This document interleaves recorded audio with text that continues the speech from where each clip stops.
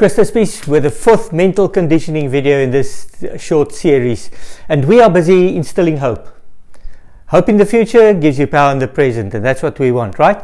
So the first step, if you remember the recipe, is to know what you want. And then secondly, we get to the mental toughness part. Now there's so much more here, but this will be the last part that we deal with this, and then we'll move on to the mental toughness part.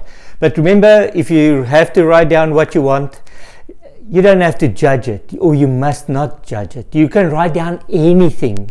It's like almost like a wish list, and it shouldn't be too realistic, because the moment you get too realistic, you think, I can't do this, I was never able to do this, I won't manage this because of this and this. Then you move on to this level, and here you just need to find out what you want. The problem with what you want is that we normally focus on the end result, and we call that the outcome. So I'm going to just take this off, just bear with me. That's an outcome. Normally we focus only on the outcome, and we don't control the outcome. We influence any outcome by the way that we do things, prepare, play, etc., but we don't control the outcome. But you know the saying, control the controllables. So if we can't control the outcome, what do we control? And that's why what we're going to deal with today. So if I work with a team or individual or anyone, and I say to them, what do you want for the season, for the game, for this? What do you think in terms of sport? What will they say? First of all, they'll say, we want to win. You don't control win, unfortunately. Like I said, you influence it by the way you practice, by the way you think before the game, during the game, the way that you play, etc. There's a lot of influences to influence the win, but you do not control it. But if that's your only goal, then that's what tends you up. That's what causes the stress, because that's the end result. We're not going to win. Everything's about the winning, and that causes a lot of stress. And in the end, we don't do anything. Or during the game, if you're behind, then that's when you go off the game plan, because you're just focused on the win. Or on the other hand, you can be overconfident. If you're ahead halfway through the game, think, we've got this. We're going to win. And then you give the other team or the opposition a bit of a sniff, and they come back and you struggle to get it, and again it's uptight. So how do we do it? By the way, the teams I work with, we never speak about win. Everyone wants to win, right? So we break it down, and that's what we speak about, and that's what we focus on. So if you don't want to focus only on the outcome, then I say to them, right, in order to win, what do you need to do? What's your performance goals? Because that's outcome goals. This is your performance goals. So in other words, what will assist you in winning? What will help you to win? What do you need to do in order to get the win?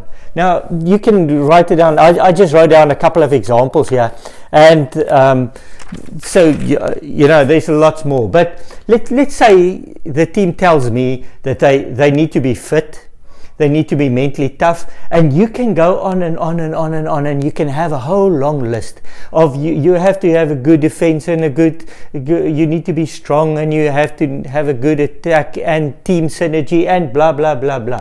So but now if you do all this, will that help you to get to the win? That will make you go a long way towards the win if you manage to do all this. So this is what you need, how you need to perform. At least there's a lot of things that you can identify now, and it's not just win, because if win is your only goal, the moment you lose, we got to work harder. Yeah, you can see. Were we fit enough? Were we mentally tough? Where's the problem if we lose, if we don't win? So it's all the tension is not on the win. So the performance, we need to identify quite a number, but that still is not good enough, because everyone says, okay, I've got to get fit, but that's it. What do you do then? So the next part is right. If you need to get fit or perform, what are the processes that you're going to follow in order to achieve this? Now, I'm again, just for the example's sake, we're just going to break down one. So if I say I want to get fit, then I can say, okay, right, if I want to go get fit, what do I need to do to get fit? I can go to the gym, of course. Or another one, I can just go for a run. I just go for a jog every morning, right? And now immediately, if you say run and gym, that's a lot more control there than there, isn't it? Now, if you say, I want to go for a run, then the first question is when. And if you say 6 o'clock every morning, then I say, great. Now, how are you going to make sure you're going to get up at 6 and go for a run? And then you can come up with answers like this. You can set a reminder on your phone. You can ask a friend. You can have someone just phone you and say, are you up? Are you going for a run? Or you can get a friend that can run with you. So how much control do you have here? 100%. Now, you can even take it further and say, for the friend, am I going to phone him or text him? And if you say text, then do it. And if they say no, then you ask another friend. So it's easy, and here's 100% control. But now, when there's something that you've got something down that you can do and that you do control, guess what? There's no problem. There's no stress. There's no tension. You can just do it. So if you do this, the moment you set the reminder and the reminder goes off, what happens at 6? It'll give you a better chance of going at 6. When you go at 6, or wake up at 6 and you're ready, you will probably go for the run. When you go for the run, that will help you to be fit. And if you're fit, that will assist you on the way to winning. So this is actually about the win, but the focus is not on the win. The focus is on what you can control, and it's a lot easier to do this. Now, this works for anything. It works for studies. It works for your work, for your relationships, for everything. And I've assisted companies and schools and organizations, and especially teams and athletes, to break this down, because you see, everyone has goals and all the companies have them, but it's not yours, and you need to make them your own and break it down to the controllables that will empower you. Because hope in the future, if you know I can do this, that will empower you immediately, and that will assist you in getting to the end result. So it's very basic. So if you want to know more or grow more, contact me. But let's get to the self-work, the homework, the self-work. For now, I want you to pick one goal, one outcome goal.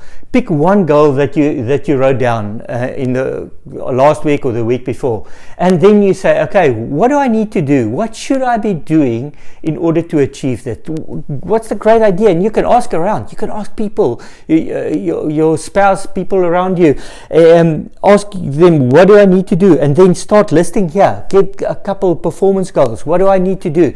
And then, just for the exercise sake, to get it done, so that it doesn't get too complicated, take one of them and break it down to the processes and say, I can do this and I can do this. And then schedule it. And the most important part is do it. And the moment you've done it, or even that you've done this part, then you go, well done, Christo, you're on your way. And of course, use your own name, but say, well done, you're on your way, and know that I'm on my way, because I can control this and then move towards this.